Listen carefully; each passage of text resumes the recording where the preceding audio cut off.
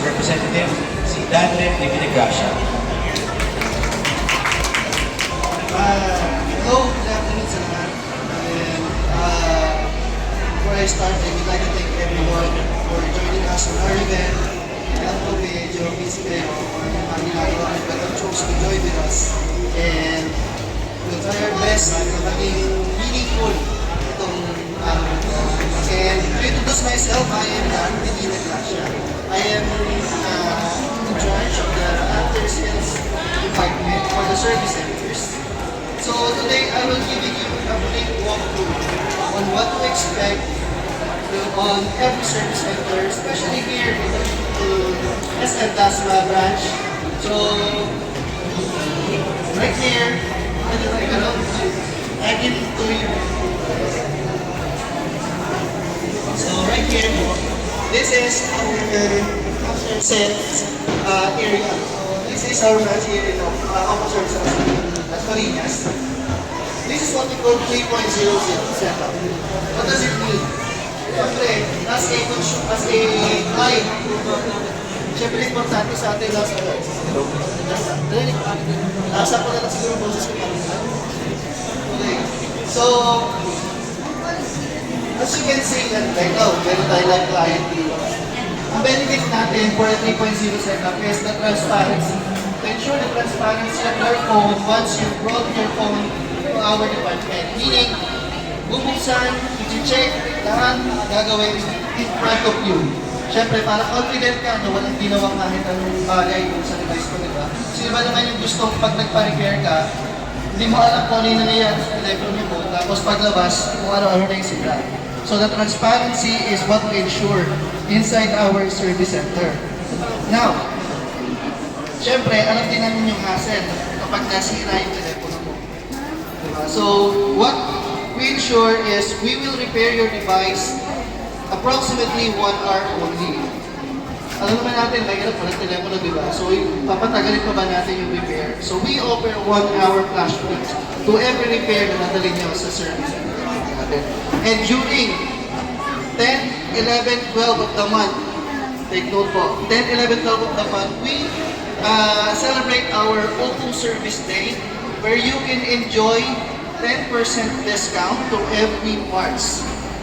Every major parts like LCD, motherboard, meron po kayong 10% discount, free software upgrade, free screen protector replacement, free cleaning, and free labor charge. So lahat po yan nangyayari during our Oppo Service Day, which happens every 10, 11, 12 of the month. Now, halimbawa hindi kayo makaalis ng bahay kasi busy, may trabaho. Pero sira yung telepono ninyo, gusto nyo i-repair. You can visit our website and book for a set-in repair. Wherein, pwede nyo ipadala yung device nyo punta sa service center and we will send it back to you once repaired for free. Sagot namin po yung courier namin yung courier pabalik ng device nyo sa inyo with a comforter home. So, malilesen yung waiting time, malilesen yung effort na pupunta ko sa service center, especially pag may traffic, diba? So, maganda na pwede ipadala, then pwede namin ibalik sa inyo. Now, for the newly bought device, usually na, ang alam natin, diba? Pag kumita yung device, we have 7 days replacement. Wherein, pag may factory defect, papalitan. Here at Oppo, we offer a 15 days replacement. Meaning, you have a lot of time to explore your device, makita mo kung meron siyang problema, and pwede nyo siyang dalhin sa service center. We will still replace it beyond 7 days po. And now what we offer is yung tinatawag po natin Oppo Care Plus. So, ano po yun? This is protection plan for our devices. Meaning, pag nag-purchase po kayo ng Oppo Care, if ever mabasag po yung phone ninyo, you will not show to the payment, but we will repair your device for free. And if you purchase our Oppo Care Plus, wherein kapag yung phone nyo nabasa, and sobrang dami ng pyesang papalitan, if you avail our Oppo Care Plus, still, yung parts po is for free. Now, ano yung difference namin? Kasi alam ko naman, aware kayo sa ibang brand, or sa ibang mga company na nag-offer din naman sila ng gano'n.